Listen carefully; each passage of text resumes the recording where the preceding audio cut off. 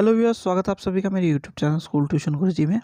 आज हम बात करेंगे कार्यपत्रक 28 की, जो कि 2 नवंबर के लिए जारी किया गया। कक्षा 8 का विज्ञान विषय कार्यपत्रक है। बच्चे अपना नाम लिखेंगे, अपने कक्षा अध्यापक का नाम लिखेंगे। बच्चों, आज हम पढ़ेंगे प्रकाश, और प्रकाश में भी हम पढ़ेंगे प्रकाश के परावर्तन के प्रकार के बारे में। तो चलिए बच्चों, देखते हैं, जानते हैं, समझते हैं कि आज के कार्यपत्रक में आपके लिए क्या खास है और आज का कार्यपत्रक आपको क्या बताना चाहता है। तो बच्चों, प्रकाश के परावर्तन के प्रकार के बारे में हम जब पढ़ रहे हैं तो आज हम कुछ चीज़ों को देखेंगे।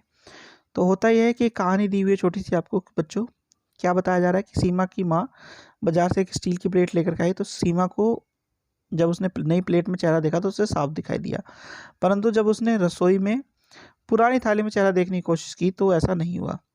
अगले दिन उसने क्या किया, स्कूल में इस चीज़ को अपने अध्यापक से पूछने की कोशिश की। तो उन्होंने विभिन्न सतहों पर इसके बारे में चेक करने के लिए बोला कि किस में दिखाई देता है, किस में नहीं दिखाई देता।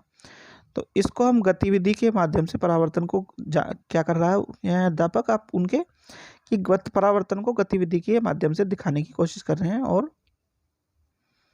समझाने की कोशिश कर रहे हैं। बच्चों, अब पहले प्रतिबिंब साफ दिखता है कि नहीं दिखता, ये देख लीजिए।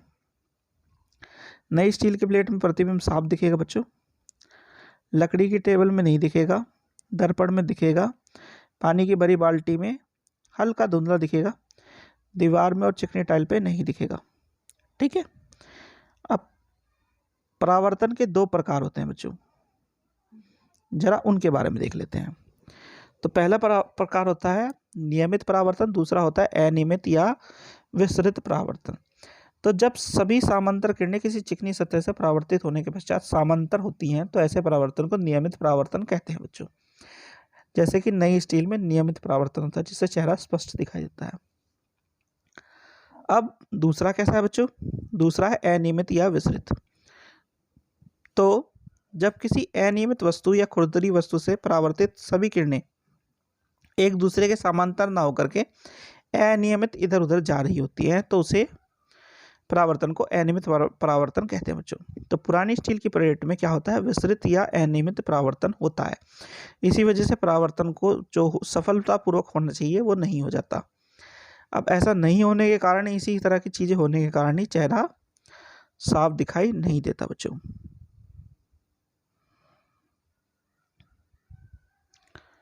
अब बात आती है कि क्या हम सभी वस्तुओं को परावर्तित प्रकाश की किरणों के कारण ही देखते हैं। तो बच्चों, आपके चारों ओर लगभग सभी वस्तुएं प्रकाश परावर्तित के कारण ही आपको दिखाई देती हैं, यानी कि उनसे टकराती है आपकी प्रकाश की किरणें और आप जब आंखों में पड़ती है तो अब आप उसको देख पाते हैं। और जो पिंड दूसरी वस्तुओं के प्रकाश में चमकते हैं उन्हें प्रदीपित पिंड कहते हैं। स्वयं का प्रकाश उत्सर्जित करने वाले पिंड को दीपित पिंड कहते हैं। जब इनका प्रकाश हमारे नेत्र में पड़ता है तो तभी हमें इन्हें देख पाते हैं, जैसे सूर्य, मोमबत्ती की ज्वाला और विद्युत। बच्चों, अब जरा प्रश्न उत्तर देख लेते हैं बच्चों। पहला प्रश्न है, विसरित परावर्तन किसे कहते हैं। तो विसरित परावर्तन अनियमित परावर्तन का ही एक भाग है। जब किसी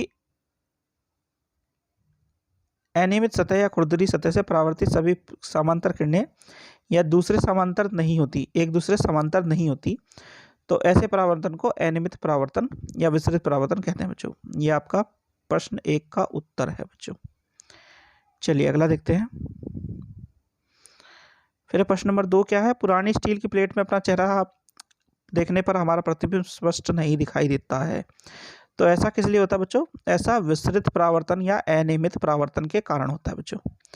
फिर प्रश्न नंबर 3, प्रश्न नंबर 3 क्या कहता है, विसरित और अनियमित परावर्तन के बीच अंतर स्पष्ट कीजिए।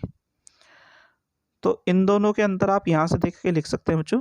ये आपका आंसर 3 है। अब जरा प्रश्न नंबर 4 देखते हैं। प्रश्न नंबर 4 है, दीप्त पिंड किन्हें कहते हैं। 2 उदाहरण लिखिए। तो वह पिंड जो स्वयं प्रकाश उत्सर्जित करते हों उन्हें हम दीप्त पिंड कहते हैं बच्चों, जैसे कि सूर्य या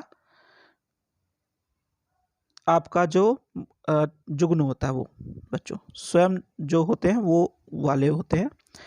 और अगर मानव निर्मित की बात करें तो इसमें आपका विद्युत के द्वारा विद्युत बल्ब का जलना, ट्यूबलाइट का जलना, ये सब आएंगे बच्चों।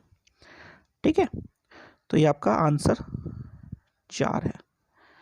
तो बच्चों ये हो गया आपका कार्यपत्र कंप्लीट और वीडियो भी, आशा करता हूँ आपको वीडियो अच्छी लगी होगी। Thank you.